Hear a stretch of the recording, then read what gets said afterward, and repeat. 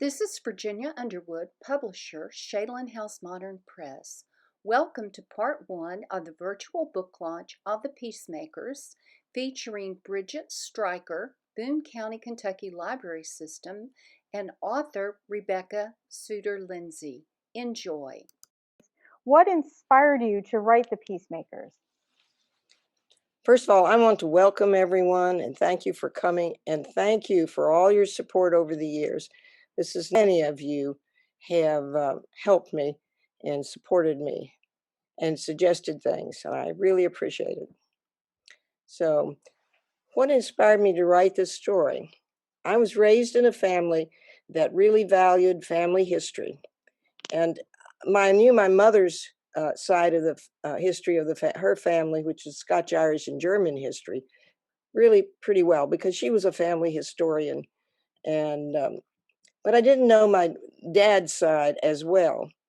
When I was a teenager, Dad brought home a journal which had been written by his grandfather, Emanuel Suter, as went north as a refugee, took his family north as a refugee, as a part of or attached to Sheridan's army in 1864, and he started this journal. It told about their trip north, and so Dad put some of it in a newsletter to the family and was going to continue.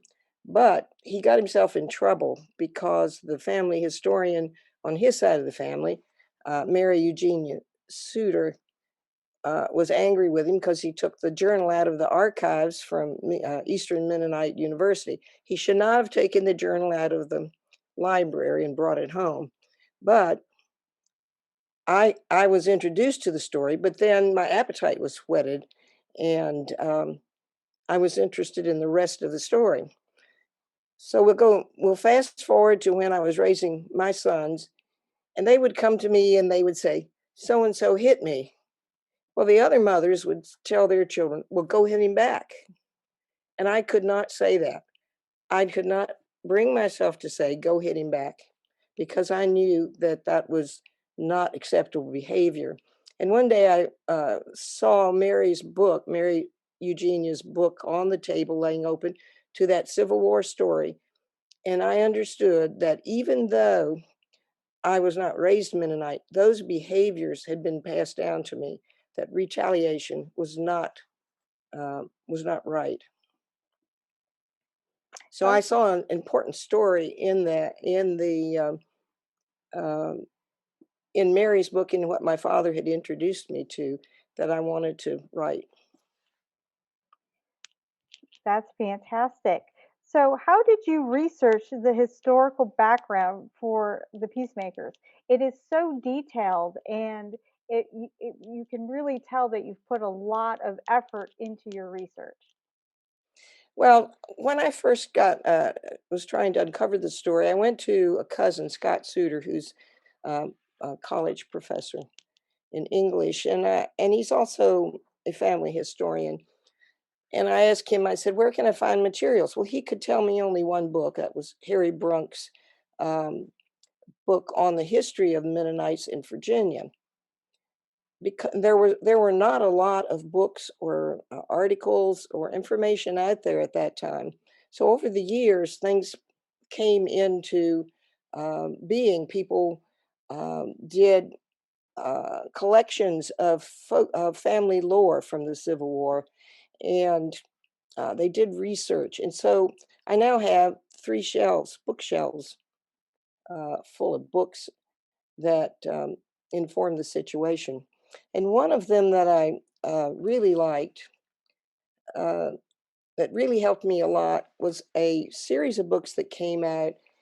Uh, Two sisters, I get their names, Elsie Reynolds Newcomer and Janet Reynolds Ramsey, began to publish in 2011 a series of books on their family, and it was a compilation of family journals, letters, newspaper reports, reports of generals, all kinds of information in those books. And particularly was helpful to me to be able to understand the farm life at that time. I was the first. I and my sisters and my brother were the first off of the farm, so to speak, in the family. And although we got a lot of information about gardening and canning and raising pigs and some things, there was a lot that was missing. And these journals, farm journals, were a big help in identifying the when crops. I didn't know that wheat was planted in the fall and harvested in June, things like that. But besides that, they gave me a uh, a chronological view of what was happening in the valley during the Civil War. They did one for 1861. It was just kind of like they were following along what I needed. And they did 1862, 1863, 4, and 5. But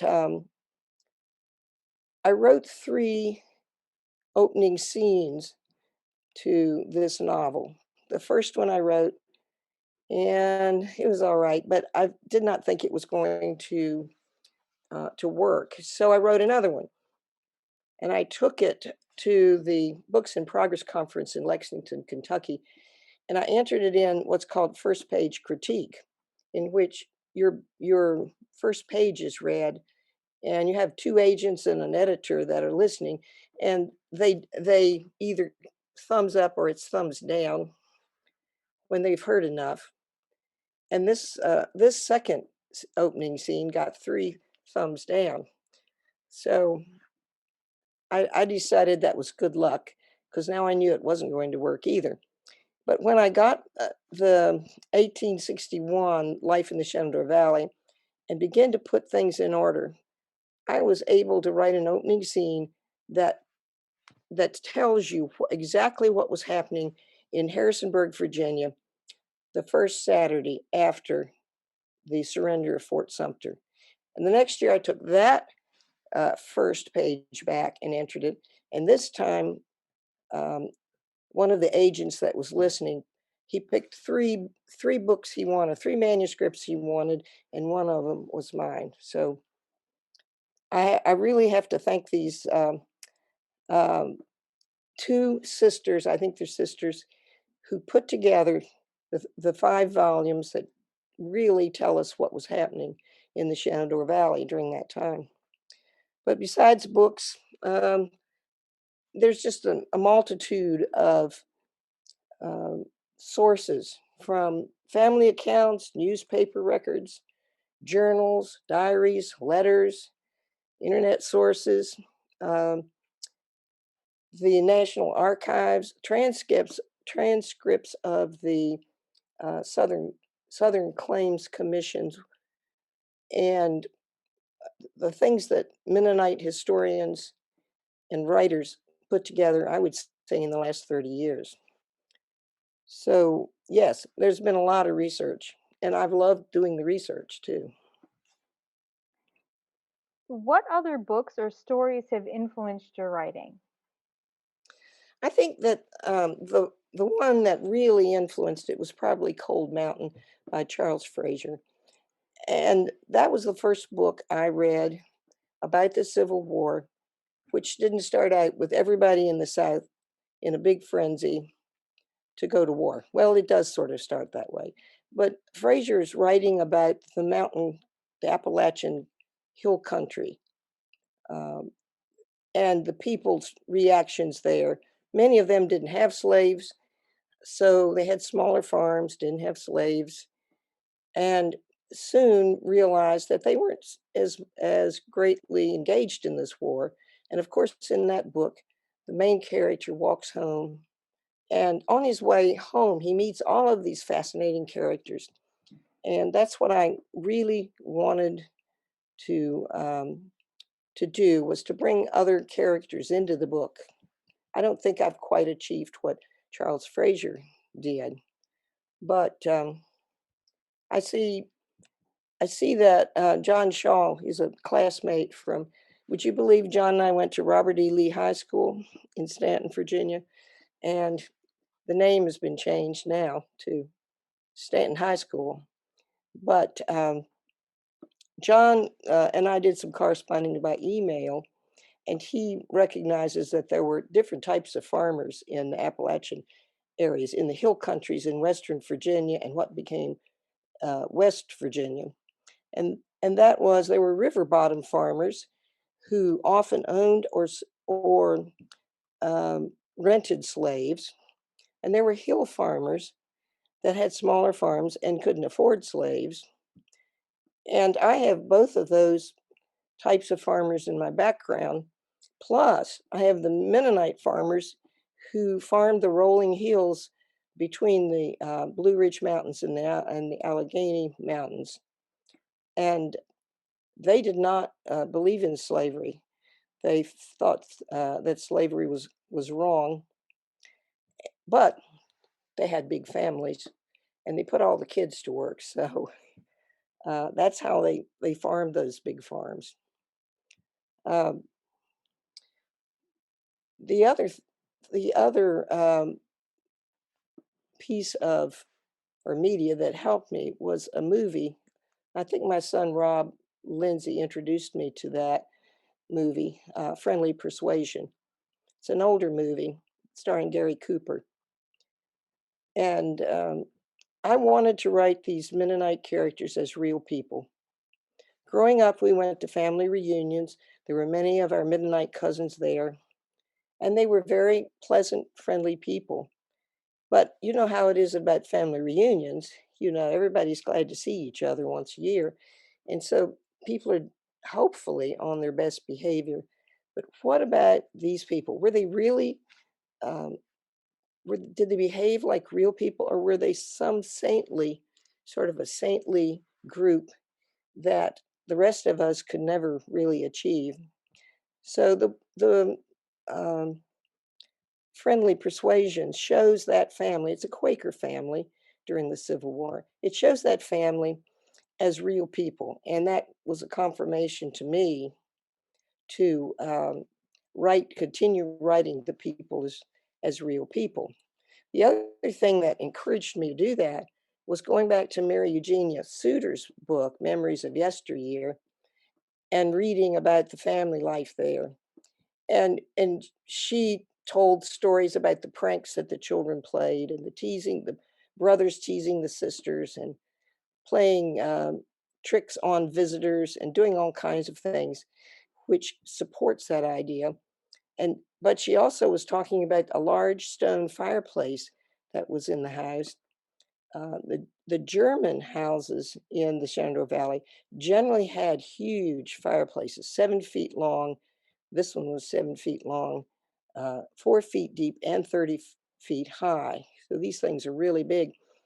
And she said, she talked about that fireplace and said, behind which some of the disciplinary matters were handled. So if you're going to have to take your kids behind the fireplace, you know they've misbehaved, and so that's what I based uh, having the people behave as real people. Well, and we do find that, especially young adults, teens, that if they can empathize with the people in the books, if they can empathize with people in history, they're more able to really understand that that there's real people in history, that it's not just Right. stories, it's not just names and dates. So and I think your book really brought home that point of um, what life was like for Manny and his family. Well, Manny's behaviors are played against his brother Swopes, his younger brother, who is probably, what did Manny, how did he describe him? More righteous than normal people, probably. The two of them are very different, and Swope presents the the the behaviors, the good behaviors. Also, Mhm. Swope has a lot of conflicts over the good behaviors. But one of his favorite expressions is, um, "That's against the Bible." And Thank you for joining us for part one of the virtual book launch of The Peacemakers.